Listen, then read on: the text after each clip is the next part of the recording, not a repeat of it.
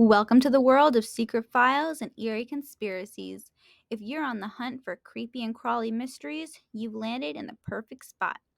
Be sure to hit that like button, drop a comment, and subscribe so we can unravel these hidden secrets together. And I have some very exciting news. As a thank you for reaching 100 subscribers, I'm going to be hosting a gift card giveaway. To enter, simply drop an alien emoji and ensure that you're subscribed to the channel. And guess what? When we reach 500 subscribers, another gift card giveaway awaits. So share these videos with all your friends, and remember, these videos are purely for entertainment. Without any more further ado, let's go. So with the Miami Mall incident, it was said that there was a portal that was opened in the mall, that people had seen it. You can see it here on the screen, and that obviously this is where the aliens had come out of. I had just found this tweet here today that says, Miami aliens incident Antarctic base. They put the coordinates in backwards. Please try it and write where it takes you. So when you open up a portal, you have to have coordinates of where you want to go. So what we're going to do is we're going to go onto Google Earth here today, and we're going to look up the Bayside Marketplace. I'm already on it here, but I'm going to type it in again here for you guys, so you can see that this is where it takes us, the Bayside Marketplace on the screen here. All right, so I'm going to right click on the coordinates here. We're going to copy this. Then we're going to paste it over here. So what we're going to do right here, it says north and west. So we've got 25, 46, 42. So on the girl's tweet here, right here, so here's the tweet. In the comments here, it says 25, 46, 42 west. So we're going to change that from north to west. And we've got 80, 11, 12 west. We're going to change it, and she's got 80, 11, 12 south. So let's change the west to south. We're going to hit enter, and now it's going to take us, look, you can already see it's taking us to the bottom here. So we're going to zoom out. Oh lordy lord, look at this. Look at that. This is the Antarctic Circle here in the south. How can we confirm that we're in the south here? Because if we take a look here, here's Argentina over here. Here we've got Africa over here. And here we have actually New Zealand. So this is in the south here. So it seems like Gary did a bad job. He did a bad job in putting the wrong coordinates. Let me know what you think in the comments below. Never learned about the history of education. I started questioning what I was doing as a teacher by reading the book Dumbing Us Down by John Taylor Gatto. I love that book so much that I decided to read other books by him, and one of the books that he wrote is An Underground History of American Education. I read through that whole book and became absolutely convinced that if people knew the history of American education, we would not be doing what we're doing. Here are some quotes from people who helped to set up our American education system. What is the purpose of industrial education? To fill the young of the species with knowledge and awaken their intelligence? Nothing could be further from the truth. The aim is simply to reduce as many individuals as possible to the same safe level, to breed and train a standardized citizenry, to put down dissent and originality. That is its aim in the United States, and that is its aim everywhere else. H.L. Mencken. If the public schools can keep the children occupied throughout the day with sports after school and homework in the evening, the parents will have less than an hour a day with their children, and the families and Christian churches' influence over them could be broken in about a generation. John Dewey. We who are engaged in the sacred cause of education are entitled to look upon all parents as having given hostages to our cause. Horace Mann. Education should aim at destroying free will, so that after pupils are thus schooled, they will be incapable throughout the rest of their lives of thinking or acting otherwise than as their schoolmasters would have wished. Johann Gutmann. This is the 369 manifestation method explained and how to use it. Nikola Tesla discovered the 369 method when he was studying the pyramids. He realized that anybody can bring anything they want into their reality. This is because everything is made up of energy, including your mind. And your mind gives off the most powerful frequencies in the world. It's similar to how satellites use frequencies to connect to your TV. The only difference is your mind is 1,000 times stronger. Think of your mind as a magnet that attracts anything it focuses a lot of time on. The 369 method allows you to focus on specific things so you can control what you attract in your life. So this is how the 369 method is used. You're going to start by writing your manifestations down 3 times in the morning, 6 times in the afternoon, and 9 times at night. NLE Choppa even spoke about this in a song called Bryce. Affirmations daily, that's why blessings keep on coming in. 369, when I wake, I write it 3 times. 6 times in the daytime, 9 at nighttime. This will allow you to focus all your energy on the things you want in life. And according to Nikola Tesla, the universe will do everything it can to get it to you, which is why he said it's the key to the universe. This movie's trying to tell us something. There's a movie on Netflix right now. It's called They Clone Tyrone. Have you heard of it? No, they clone Tyrone? In the movie, this guy is a drug dealer. He just goes throughout his day doing his drug dealer business, right? Yeah. At the end of his day, he gets ambushed and shot by a rival gang. But when he wakes up unharmed. What? Nothing happened to him. He wakes up and he goes back to his friend he was talking to earlier, and his friend's like, yo, what the fuck, you should be dead right now.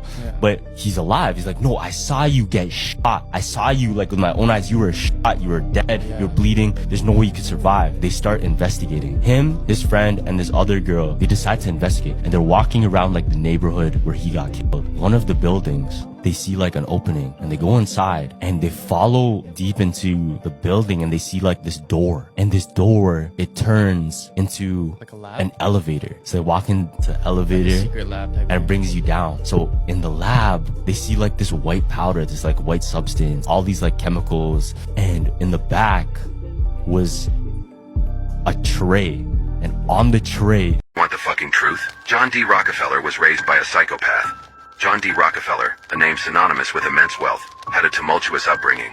Raised by his father, known as Devil Bill, he was no stranger to a troubled family history. Devil Bill, whose real name was well documented, was a notorious character, a rapist and snake oil salesman on the run from the law. He even changed his name to evade authorities. So John D. Rockefeller, one of his many sons, grew up in a family plagued by such dark deeds. But despite his troubled upbringing, or perhaps because of it, Rockefeller was driven to succeed.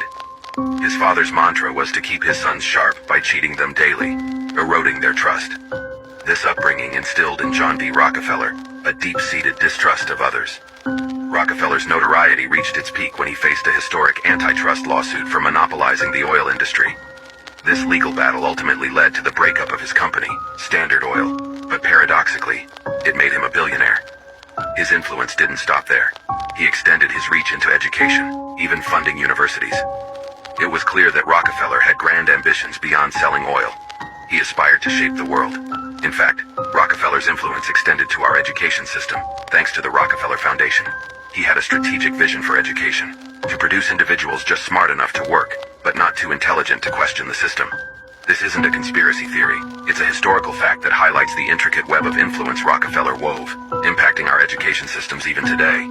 So the story goes, the Ark of the Covenant, it's lost. Some people say it's in Ethiopia, but there's another story. Supposedly, Muhammad... Ali? No. Okay. He went, found the Ark of the Covenant, brought it back to Mecca, and buried it. Wait, that's ours. But this is where it gets weird. They were building a new mosque in Mecca in 2015, and they supposedly dug it up without knowing it was there. And as soon as they reached it, there was a giant sandstorm that came blowing in. This crane fell, killed 100 people. Oh my gosh. And then all the people around it said that it looked like a plasma explosion shot into the sky. Oh my gosh. And then shortly after that, Kirill, the head of the Russian Orthodox Church, met with the Pope and supposedly grabbed the Ark of the Covenant, and straight from the port in Saudi Arabia, the Russian Navy ship went straight to Antarctica. But the theory is that the Pope knew where the Ark of the Covenant was, teamed up with the Russian Orthodox Church, took the Ark of the Covenant from Mecca, and placed it in Antarctica. What? That's weird. Weird stuff! These are the top 5 scariest videos I found online. I bet you can't make it to the end of this video because the last one is wild. Number 5, possessed chef. This man looked to be working his normal job in the kitchen, cooking, making food, and then suddenly he starts acting bizarre, as if he's possessed. As you can see, he kind of goes into like a zombie-like state, standing over hot boiling grease, and seems to be wobbling.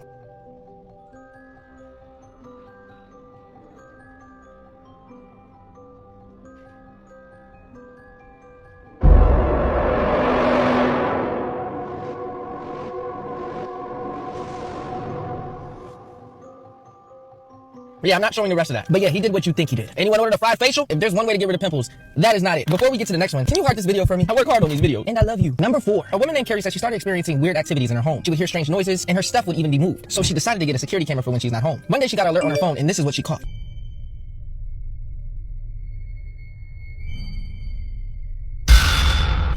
a dark figure can be seen approaching the person sleeping on the bed. Moments later, it quickly darts to the left, just before the lights come on. Look, if a ghost is gonna be in my house, at least pay rent, please. That's the least you can do. I got bills. Or just it tastes like yo mama's booty. All honesty, I'm sorry for eating in front of your face. Just because I made you suffer, your fifth act has to buy you food for the rest of this week. Let me know who it is so I can tell them to buy you food because I said so. Number 3, a man looks out of his window and sees something scary flying at him.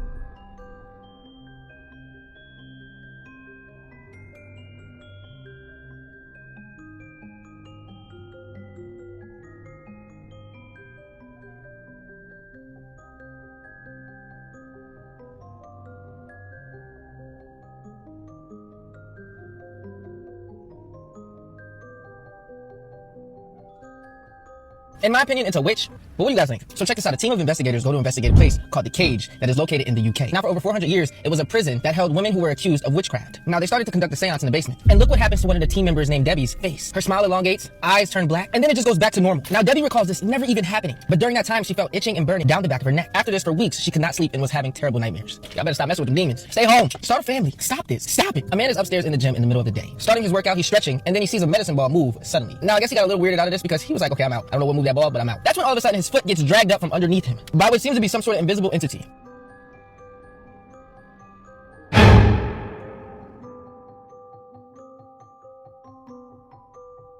He darts downstairs to the bottom gym and tells security and begs them to let him see the footage.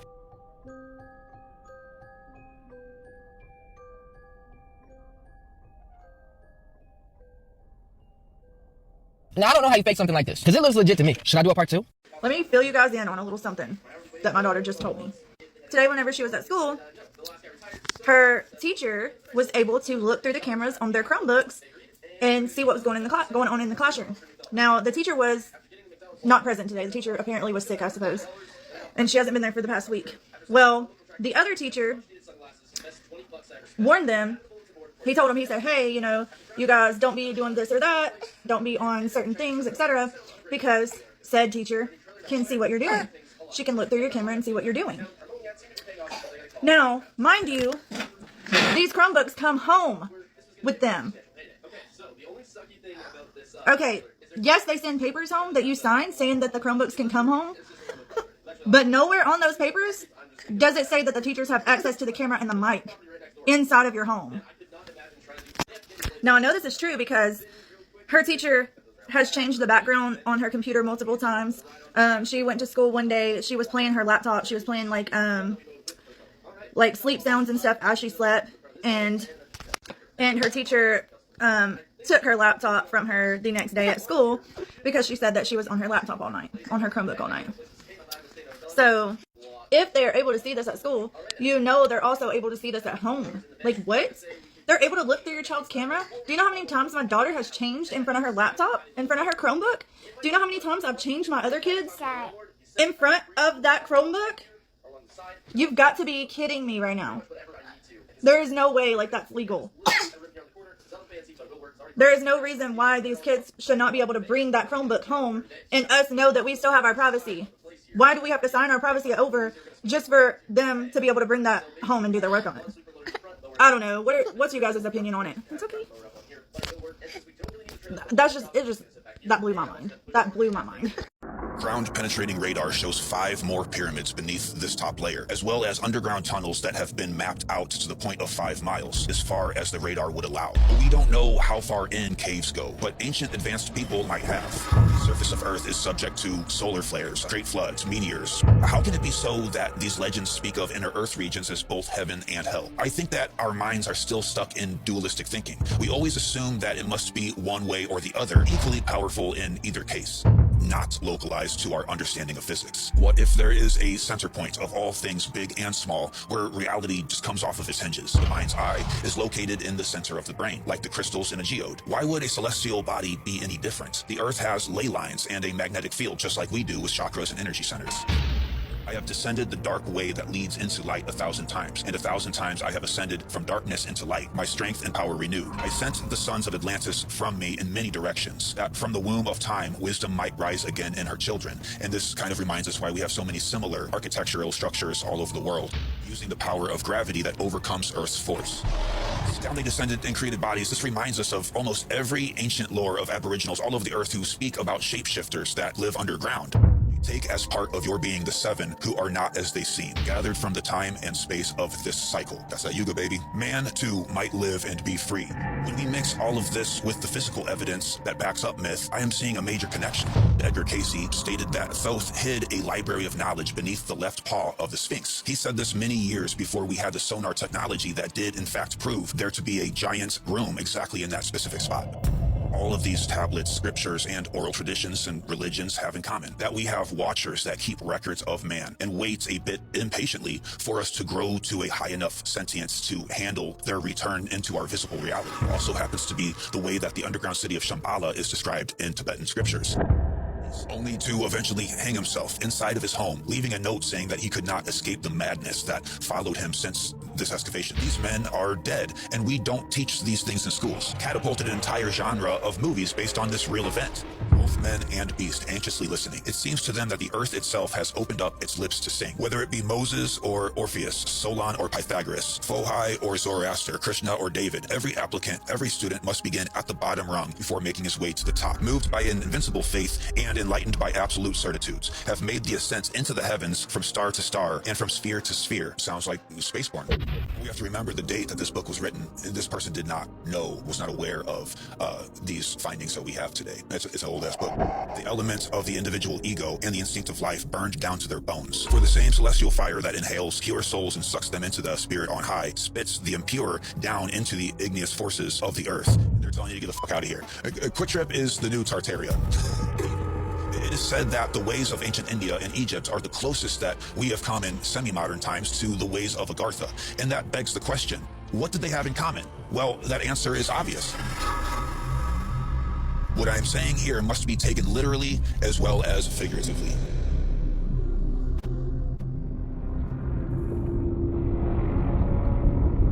You do not see into reality. The eyes are black holes. They suck in the light and then the image is produced at the back of the brain. This is because the universe is a mental projection and it's the number one law of the Kabbalion. The all is mind, the universe is mental. The word element, ment is the mind. Everything exists in the mind. The physical world you see is the third dimension. It's a mental projection from the mind. Lucy means light in Latin, and this is how the eyes work.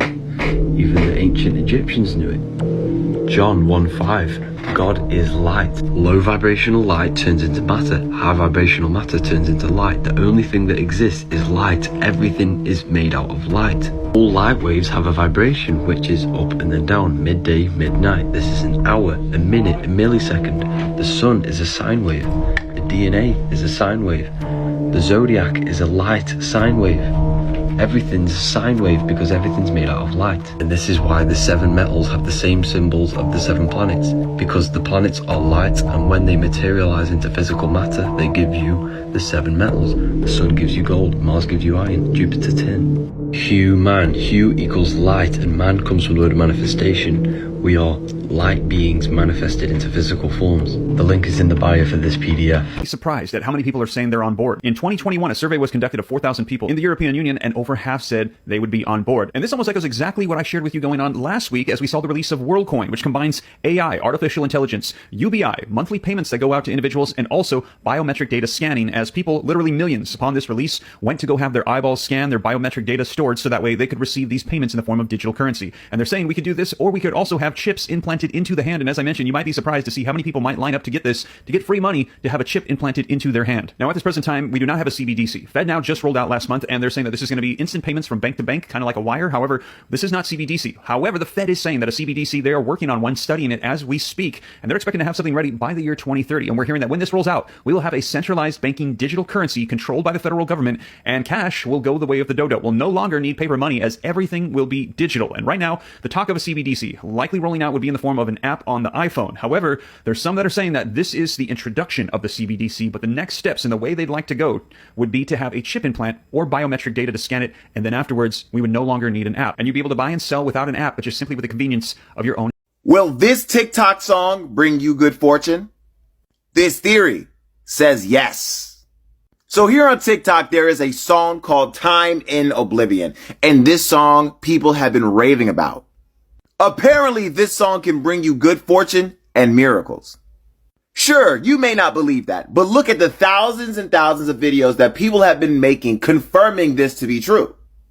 After simply saving the video in your drafts, that's right, all you have to do is save the video in your drafts, people are proclaiming that their medical issues have been fixed after years of them suffering from it. People who are getting insane job offers that they never thought they'd be able to get. To people receiving large sums of money day in and day out. This channel is all about conspiracy theories and music, so I'm really interested in this. If you want to try it, click the song below.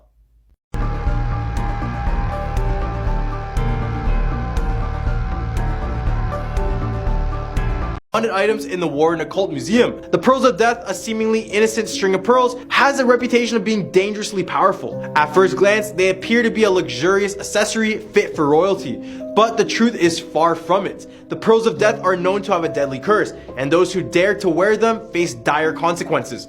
According to legend, the first woman who wore the pearls reported feeling a sudden constriction around her neck, almost as if she was being strangled. Despite her desperate attempts to remove the necklace, it took multiple people to finally set her free from its grasp. This incident has led to widespread fear and caution when it comes to wearing the Pearls of Death. Some believe that the necklace was cursed by a Satanist or black magic worshipper before it was given to the unfortunate woman. And others claim that the pearls just have a mind of their own. People have been wary of wearing the Pearls of Death, and the rumors of its strangling powers have only fueled the fear and fascination surrounding the artifact. While there is no scientific evidence to support these claims, the Pearls of Death continue to intrigue many who visited the occult museum. Some might say that the only way to break the curse is to perform a blessing by a holy person, but there are very few brave enough to test the validity of this theory. The glamour and beauty of the pearls may be tempting, but the price of wearing them is probably not worth the risk, so best believe just to see them in a photo at the museum. What happened to Andrew Dawson? Andrew Dawson was a regular TikToker who used TikTok to share his everyday life.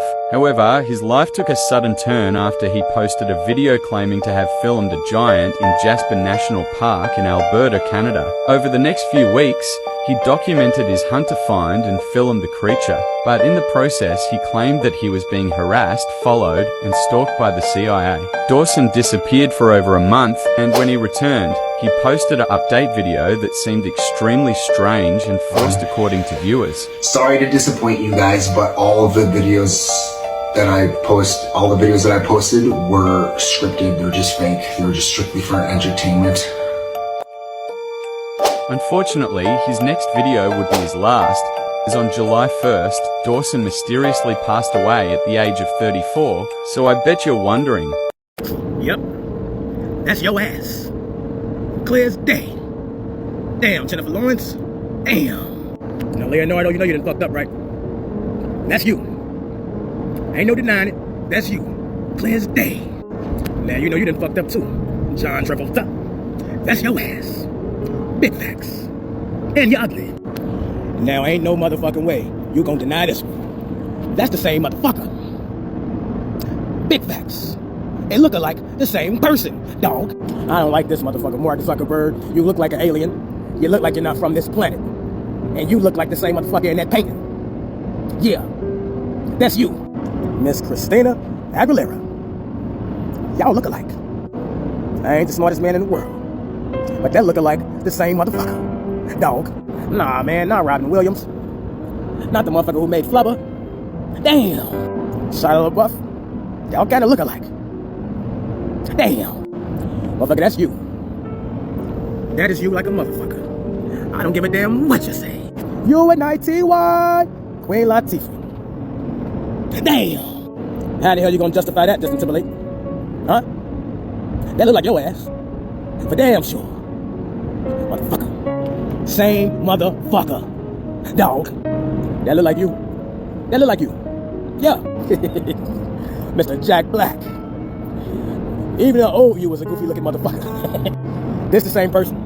I don't give a damn what nobody say. That's the same person right there. Identical. Think this dude passed away. And they probably just waiting on the reset to bring him back to life. Cause that's you. They sure as hell been keeping these Harry Potter motherfuckers alive. That's the same motherfucker. Now it all makes sense. I ain't even gonna say it, but y'all know what I'm talking about. Miss Epstein, pedophile island motherfucker right here. Yeah, that's your ass. And I'm telling you, these motherfuckers just keep coming back. They don't stay gone for long.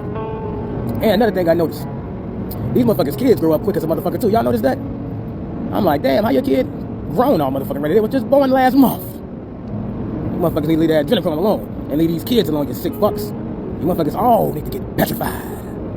Peace. This man is one of the worst serial killers in U.S. history, and a lot of people don't know about him. This is the story of Dean Corll, also known as the Candyman or the Pied Piper. So Dean Corll was described as a shy, serious kid who was kind of a loner. His parents had remarried and divorced twice. His mother eventually got remarried and moved to the family to Texas. So I did mention that he goes by 2 different nicknames, and we are going to talk about both of them, but let's start with the first one, which is the Candyman. Now, he earned that nickname because when his family moved back to Texas, they opened up a candy company. Dean Corll eventually made his way to become the vice president of the candy company, and he earned a reputation of being really kind to the local children, particularly the teenage boys. Like, he put a pool table in the back of his factory so that the local kids could hang out, and he was known to give out lots of free candy. So they called Dean Corll the Candyman. He did make a couple of inappropriate advances to some of the younger staff at his company, but if they complained, he would just fire them. Then in 1967, Dean Corll met someone who is incredibly important to this story because they alter the course of each other's lives forever. In 1967, Dean Corll met David Owen Brooks, who was only 12 years old at the time. David was only in 6th grade when they met, and he was in a vulnerable position to be taken advantage of. His parents were divorced, he didn't have a lot of money, and he got made fun of all the time for the way he looked and because he wore glasses. But he started to hang out at the pool table behind Dean Corll's factory. Dean Corll gave him free candy. He gave him money if he needed it. And David said that Dean Corll was one of the first adults he had met who didn't make fun of the way he looked. And he came to view Dean Corll as a father figure in his life. He didn't know he made friends with a psychopath, though, because this is what Dean Corll was doing. Because Dean Corll exploited his trust and convinced him to let him essay him in exchange for money. Which totally mind-fucked him, because he eventually dropped out of high school and came to regard Dean Corll's apartment as his second home. And he, unfortunately, always felt a deep sense of loyalty to Dean Corll, which is so sad because he is one of those special kind of monsters that turns their victims into victimizers.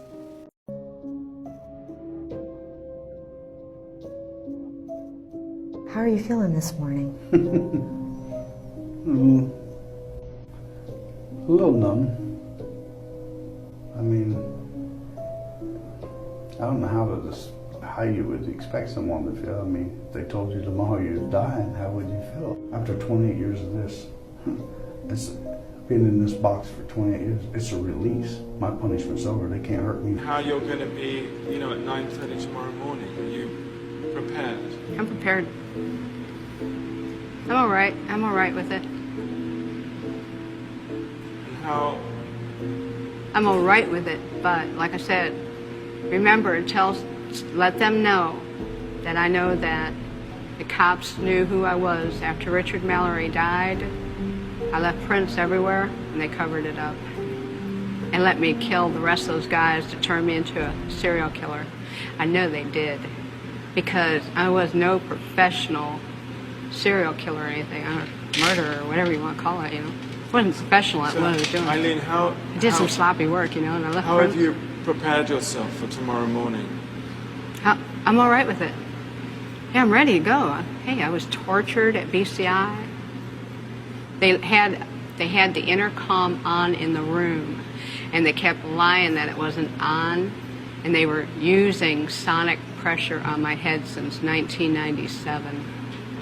Sonic And every pressure. time I was trying to write something, I think they had some kind of eye in the cell, I'm not sure, but every time I started writing something, it went up. Fight for your life.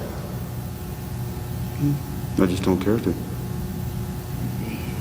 Are you sorry? For the victim? Yes. Yes. Are you? Anyone in particular? Especially the one that was the 11-year-old girl way back in 1967. And even doing that 5-year sentence, that wasn't enough. But it affected me, just also because I not suffered, but I thought about it. Don't worry, Swifties. The U.S. Defense Department confirmed that Taylor Swift is not a covert political psyop. Yeah, that's a sentence I never thought I'd have to say. So why is the Pentagon talking about Taylor Swift? Well, because of this. Around 4 years ago, the Pentagon's Psychological Operations Unit floated turning Taylor Swift into an asset during a NATO meeting. What kind of asset? A psyop for combating online misinformation. After this clip, Waters showed a video from the supposed expert confirming the news. He then doubled down on the theory. It's no secret that Swift, who has previously endorsed Biden, has been more politically active as of late. And many theorize that her influence has the GOP worried, especially after her post about Vote.org drove record-breaking numbers in voter registration. The Pentagon shut this theory down, releasing an official statement that said, "As for this political theory, we're gonna shake it off."